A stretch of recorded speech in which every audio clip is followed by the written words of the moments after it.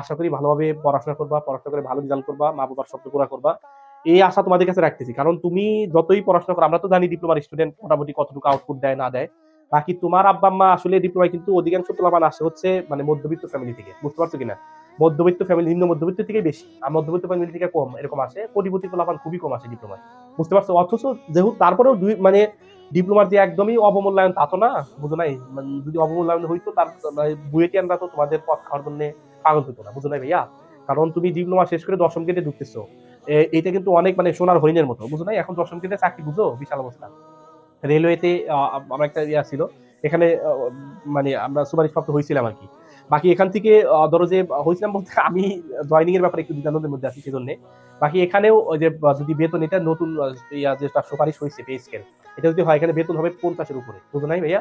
এখন একটা ছেলে সরকারি চাকরি 50-এর উপরে বেতন পাবে, পেনশন পাবে, লাস্টে হলো ইয়া পাবে, আবার হাফ বেতন তো সারা জীবন পাবে। এইরকম যে এই অবস্থা, এটা জেনারেল থেকে কয়জন পাই দেখে নিন, বুঝতে পারছো না? সেই হিসেবে ডিপ্লোমা কিন্তু একদমই আহামরি যে দুর্বল তা তো না, তুমি ডিপ্লোমা এসে লস করতো তা না। এখন বাকি যেটা হচ্ছে, তোমার আব্বা আম্মা তুমি যতই পড়াশোনা কম করো না, তোমার আব্বা আম্মা কিন্তু তোমারে মানে ইঞ্জিনিয়ার হিসেবে দেখার জন্য বসে আছে।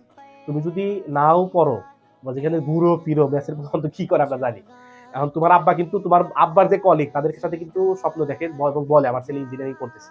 অথচ তুমি কিন্তু ইঞ্জিনিয়ারিং করতেছো বলতে কি ইঞ্জিনিয়ার হচ্ছে আমরা কিন্তু জানি। হ্যাঁ ভাইয়া, আমি নিজেও পড়ছি তো, এটা কি ইঞ্জিনিয়ার হচ্ছে। সেজন্য ভাইয়া বাসার অন্তত আব্বা আম্মার টাকাটাকে হালাল করার জন্য হলেও নিজে একটু নিজের জীবন ক্যারিয়ারকে মনোযোগ দাও ভাইয়া। আসলে এখন তো ছাত্র জীবন, যৌবনকাল, নিজের মানে বাতাস লাগানোর মতো সময়। কিন্তু ভাইয়া তোমার জীবনকে যদি তুমি এখানে পালের গতির উল্টা দিয়ে চালাও, তাহলে তো ভাই কিছুদিন পরে বুঝতে পারো কি অবস্থা হতে হয়, বুঝছো না ভাইয়া?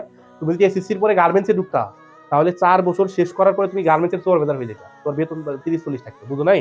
কিন্তু তুমি 4 বছর শেষ করে কিছুই করবা না, খালি রিফার্ট খাইতে কিন্তু অবস্থা খারাপ, পড়াশোনা করে লাস্টে বেরোবা, বেরোয়ার পরে যায় তুমি গার্মেন্টসের শ্রমিক হিসেবে ঢুকবা। 3 আগে থেকে তুমি গার্মেন্টসে চলে যেতে, তাহলে তুমি সুপার বেজার থাকতা 4 বছর পর, বুঝছো না ভাইয়া? সেজন্য ভাই মাইন্ড করো না আমার কথার উপরে, নিজের এখনো সময় আছে, সময়কে গুরুত্ব দাও ভাই। রিকোয়েস্ট করে বলতেছি সময়কে গুরুত্ব দাও।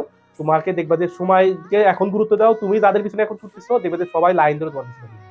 আর এখন যদি ভাইয়া তুমি মানুষের পিছনে লাইন ধরো, কিছুদিন পরে তুমি যার পিছনে লাইন ধরছো তারও খুঁজে পাবা, বুঝো নাই? কিন্তু ভাই একটু মনোযোগ দিয়ে কথাগুলো শুনতে পারো, শুনে একটু ভাইবা নিজের কথাগুলো এখন থেকে নিজের ভাই হিসেবে নিতে পারো, নিয়ে পড়াশোনা করতে পারো, ঠিক আছে? যে কোনো সমস্যা আমাদেরকে কমেন্ট করো, আমাদের সাথে যোগাযোগ রাখবা। আশা করি তোমাদের সর্বশেষ হাসিটা তোমাদের দিয়ে আমরা একসাথে হাসবো সামনে, ঠিক আছে? দোয়া চাই সবার কাছে। আজ তো এই পর্যন্তই, আবার নতুন কোনো টপিক্সটা ভবিষ্যতে দেখা হবে ইনশাল্লাহ, ঠিক আছে? সবাই ভালো থাকো, আসসালামু আলাইকুম।